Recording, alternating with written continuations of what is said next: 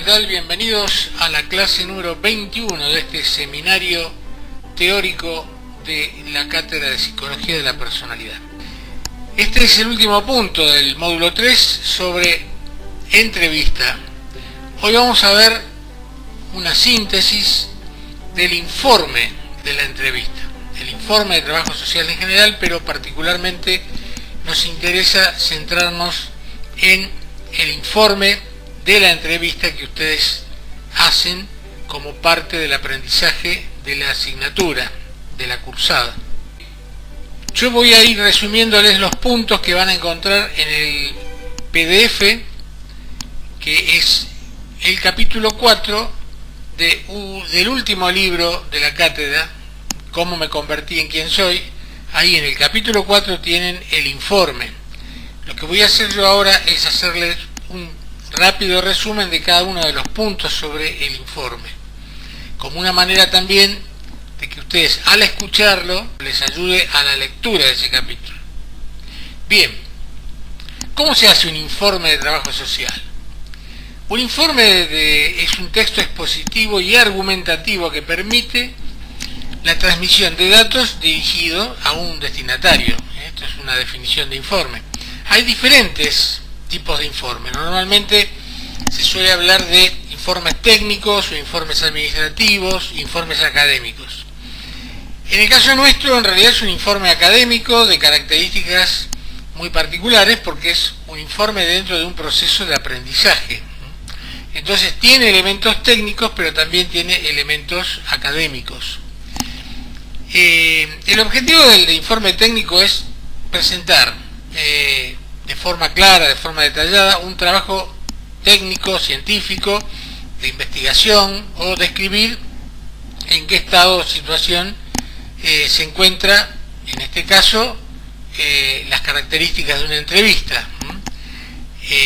En líneas generales, el informe puede versar acerca de una entrevista, o cómo se hace un paciente, una situación ambiental, familiar, etc.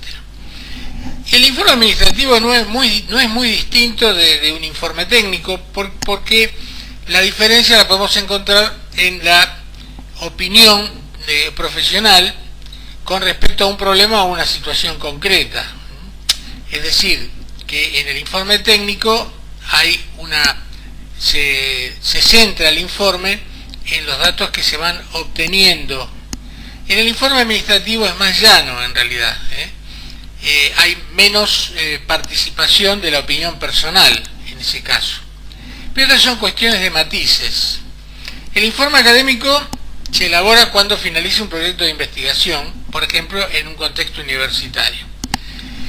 Bien, independientemente de si es un informe administrativo, técnico o académico, podemos clasificar el informe según ciertas características. Puede ser expositivo, puede ser más analítico, básicamente, y estas son las dos características centrales. El expositivo, como su nombre lo indica, ofrece una explicación sobre unos hechos que ya han acontecido.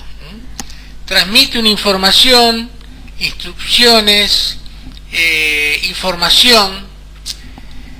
Este tipo de informes pueden o no tener un apartado específico de conclusiones o de interpretación o evaluación. El informe analítico, la diferencia entre el informe, como decíamos, expositivo, meramente descriptivo, y el informe analítico, es que el analítico justifica una decisión o acción ya realizada o al menos proyectada. En el caso de ustedes, el informe que van a presentar, que es un informe que tiene elementos técnicos y elementos académicos, en el sentido de que forma parte de una investigación, si ustedes quieren, una investigación en el proceso de aprendizaje, tiene elementos expositivos porque ustedes describen cosas que han visto, la relación con el entrevistado, las características, lo que han observado, el proceso de observación, de escucha, etc. Pero al mismo tiempo hay una parte del informe donde ustedes tienen que aportar una justificación. Por ejemplo, cuando ustedes dicen, presuntamente el estilo de personalidad, la característica es tal. Bueno, ¿por qué? Justifique por qué dice que, por ejemplo, tiene una personalidad lógica o una personalidad demostrativa. También está el tema del marco teórico, es decir, en el informe que ustedes presentan se refieren para poder justificar a un determinado marco teórico que van a elegir. Bien, las etapas de elaboración de un informe. Un informe tiene varias etapas que son secuenciales y lógicas. Una etapa inicial, en donde se plantea la finalidad del informe. Una etapa de búsqueda y recolección de datos, que tiene que ver con, concretamente, el contacto, en este caso, con el entrevistado. Primero lo que se llama preentrevista, después la entrevista concretamente, y ahí la búsqueda y recolección de datos, básicamente. En esa búsqueda y recolección de datos tenemos que el objetivo de la recopilación de información es fundamental, es decir, las respuestas a las preguntas que le vamos haciendo, el relato y demás. Después, bueno, ustedes van anotando cosas que, como parte de la observación, por ejemplo, que el entrevistado no dice en forma explícita, pero ustedes anotan. Hizo esto, el comportamiento del lenguaje corporal, o pasó tal cosa, o lo interrumpieron, o lo llamaron, en el caso de que la entrevista se haga dentro del hogar, etc.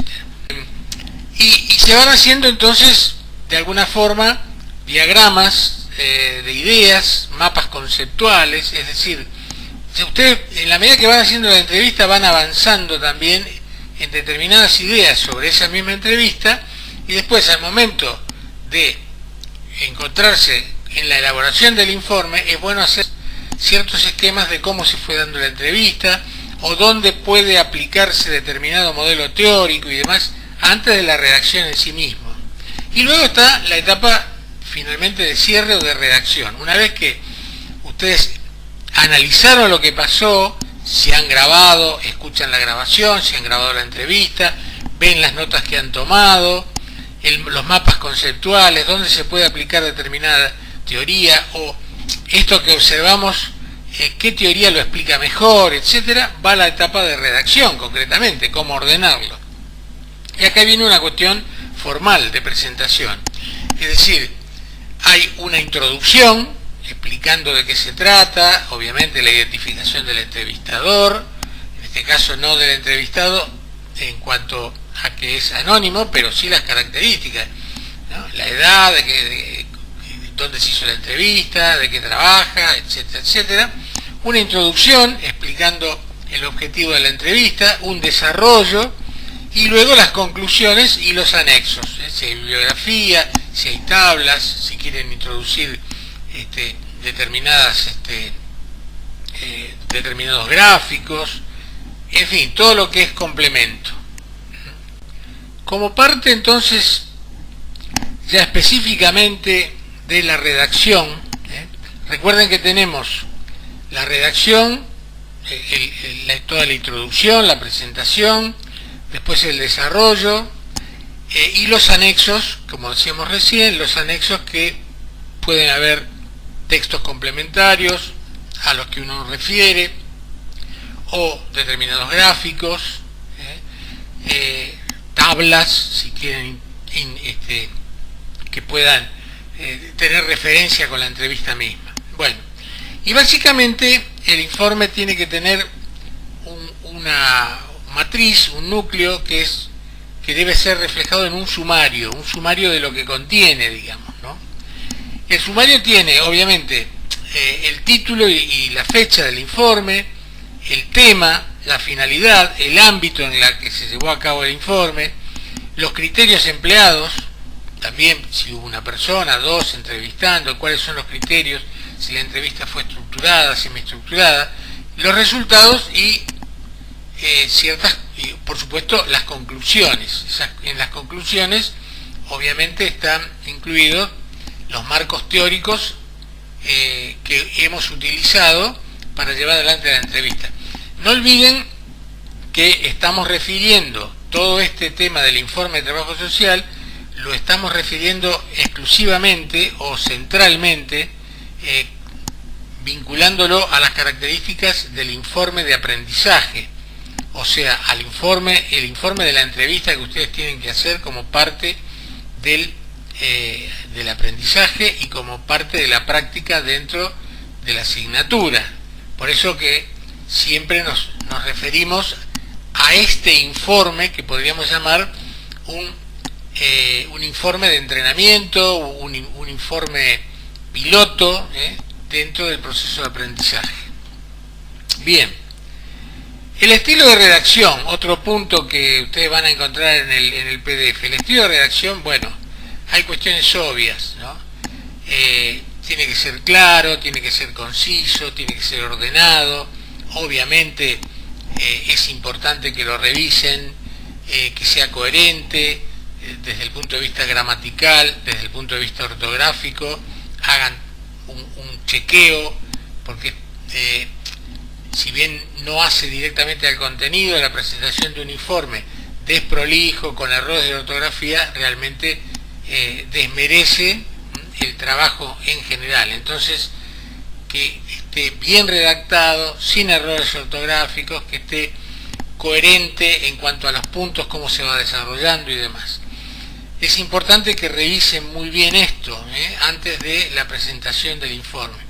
Por supuesto, después está la parte formal, que tiene que ver con, bueno, cómo está encuadernado, cómo está presentado, con su carátula, etcétera, etcétera. Esas son cuestiones formales, pero tienen que ver también con facilitar a la persona que va a evaluar el informe que pueda entender lo que está leyendo, la coherencia y demás. Las hojas que estén numeradas, son cuestiones formales pero importantes. Bien, ustedes van a encontrar en el PDF, además de lo que yo les resumí rápidamente, un instructivo para el trabajo final, un instructivo, donde van a encontrar un ejemplo de un texto expositivo, otro ejemplo de un texto argumentativo, también el tema de las consignas, los aspectos formales, la presentación. Es decir, que además de lo que yo les acabo de decir, ustedes en ese texto breve, en ese capítulo 4 del libro Cómo me convertí en quien soy, van a encontrar estos puntos de apoyo para el trabajo final, de presentación del trabajo final, ¿sí? Muy bien. Bueno, y finalmente, más allá de estas formalidades que yo les acabo de resumir rápidamente el capítulo 4 del libro, que insisto, lo van a encontrar en el PDF textualmente, unos comentarios que tienen más que ver con la experiencia de quien ha realizado entrevistas durante muchos años. Y quizá lo que quiero transmitirles es que traten de naturalizar de alguna manera el momento de la entrevista. ¿Esto qué quiere decir? Si bien es cierto que una entrevista no es un hecho natural, en el sentido de que uno no va por la calle entrevistando gente, ni surge de manera espontánea. Una conversación, lo hemos dicho muchas veces, una conversación de dos amigos en un café, no es una entrevista, es un encuentro dialogal, un encuentro dialógico, donde los roles, más allá de las personalidades de cada uno, esos roles, sean roles complementarios o suplementarios, porque esto es producto del azar, los niveles, digamos, de rol son simétricos. Ahí no hay nadie que esté designado como entrevistador o como entrevistado. Ahora, en una entrevista profesional, así sea una entrevista de aprendizaje, como en el caso de ustedes, hay roles determinados previamente, el rol del entrevistador y el rol del entrevistado. Y los personajes que van a actuar ahí, ustedes como estudiantes y el entrevistado que haya accedido a este proceso de entrevista, van a actuar en función de la expectativa del otro. Es decir, el entrevistado tiene la expectativa de ser entrevistado por alguien que, bueno, debe conocer que es un estudiante, pero en ese momento está en el rol de entrevistador, y el entrevistador cumple ese rol porque tiene la expectativa de que el entrevistado se comporte como tal. Si se invirtiera el rol, habría evidentemente una situación anómala. Bien. A pesar de que es una situación artificial, como les digo, lo primero que tienen que hacer es naturalizar el encuentro. Naturalizar quiere decir, es un encuentro entre dos personas. Detrás de esos roles, de esos personajes, hay personas. Los personajes se sostienen en las personas. El entrevistador A se llama Pedro. Pedro, con su personalidad, inevitablemente, si bien va a cumplir ese rol, va a estar presente todo el tiempo como Pedro y como la personalidad de Pedro, más allá de que después él pueda cambiar ciertos estilos, como ya hemos visto en otras clases, para que esas personalidades tiendan a ser más complementarias que suplementarias, ¿sí? Ustedes ya saben de qué hablo al respecto.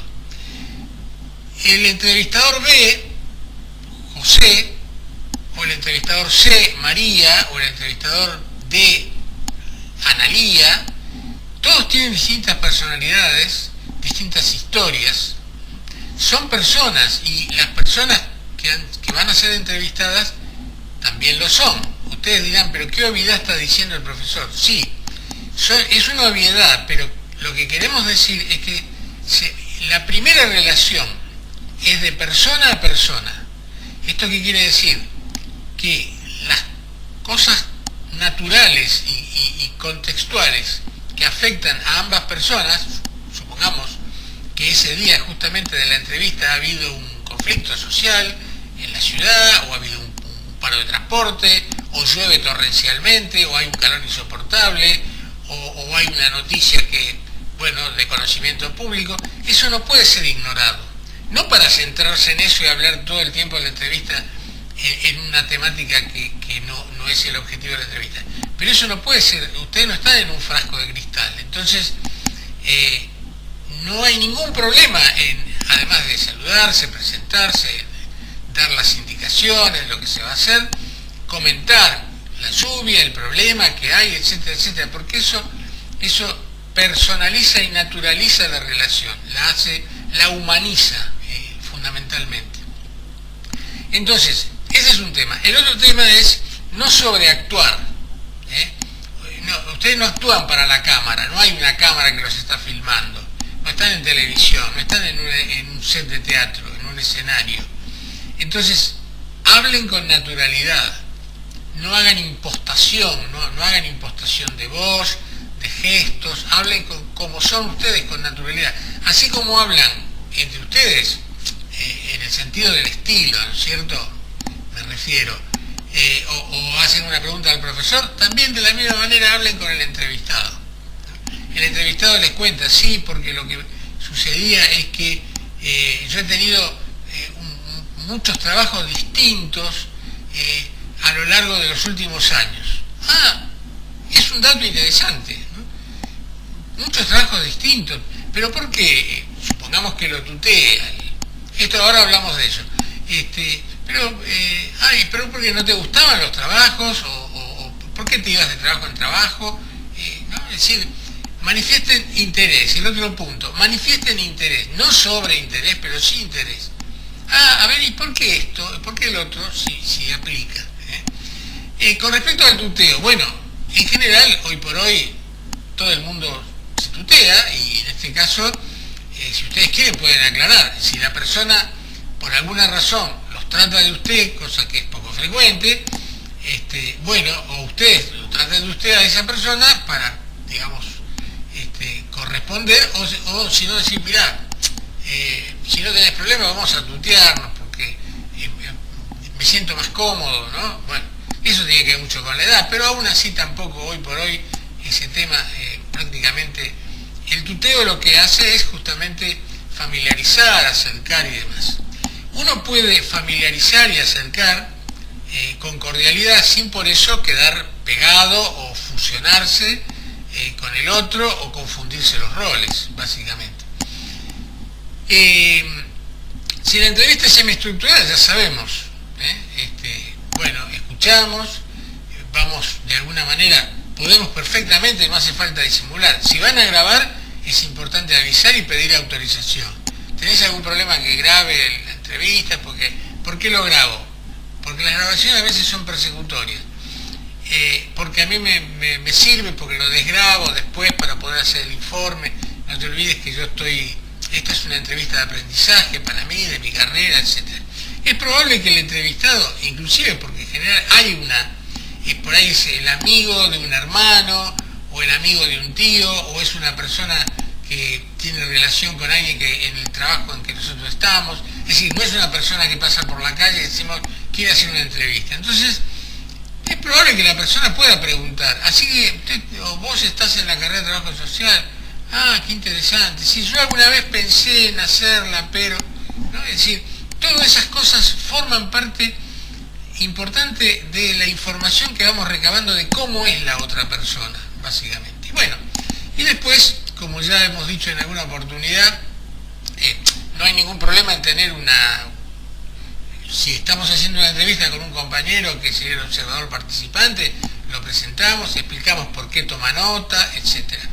Y si uno está solo y toma nota, también avisa, bueno, en tanto en tanto voy a tomar alguna nota que por ahí después me sirve para el informe. Por supuesto que si la persona está diciendo sí, porque lo que pasa es que yo discuto mucho con mi esposa o con mi marido, o discuto mucho con mi vecino, etc. Y uno inmediatamente tomó nota, la persona observa y dice, esto es importante, porque... ¿no? Y hay personas que, bueno, suspicaz y desconfiadas, por ejemplo, que dicen, ¿por qué tomas nota de eso? ¿Por algo en especial? Bueno, entonces, también es cierto que se puede, si algo llama particularmente el interés, no anotarlo de manera inmediata. Obviamente, dejar pasar unos minutos, hablar mientras se va hablando de otra cosa, y en un momento dado uno, que no lo va a olvidar en ese momento, toma nota de algo que escuchó, le pareció interesante de hace un ratito atrás. Bien.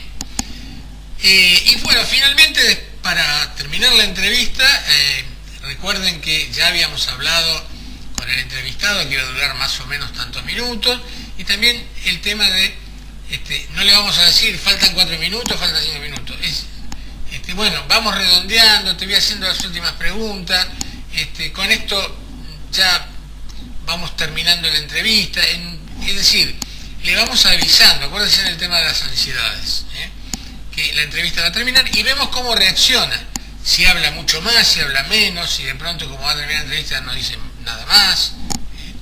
Bueno, terminada la entrevista, ya esto lo hemos pactado con él, que no va a haber necesariamente una devolución. Entonces, no mencionemos que dentro del informe va a haber una descripción de su estilo de personalidad, que va a ser todo anónimo, el informe, y en todo caso la devolución que podamos hacer, una devolución cordial, es decir, bueno, nos resultó interesante esta entrevista, la verdad que la pasamos muy bien, fue interesante lo que dijiste, etcétera, etcétera, realmente nos ha servido para hacer un informe que nosotros necesitamos, y preguntarle al entrevistado cómo se sintió, cómo te sentiste, etcétera, etcétera, querés aportar algo más, eso también es importante, ¿no? Preguntarle, la entrevista ya termina, pero querés decir algo más, bueno. Y después, bueno, obviamente la despedida. Bueno, con esto damos por finalizado este breve resumen y nos encontramos próximamente con las clases del módulo 4, que son muy poquitas, son 2 o 3 clases más, con el cual ya cerramos dentro de este mes el seminario teórico. Y como siempre les digo, cualquier duda, saben que está disponible la tutoría a través del WhatsApp, del Facebook o del correo de la cátedra. Gracias.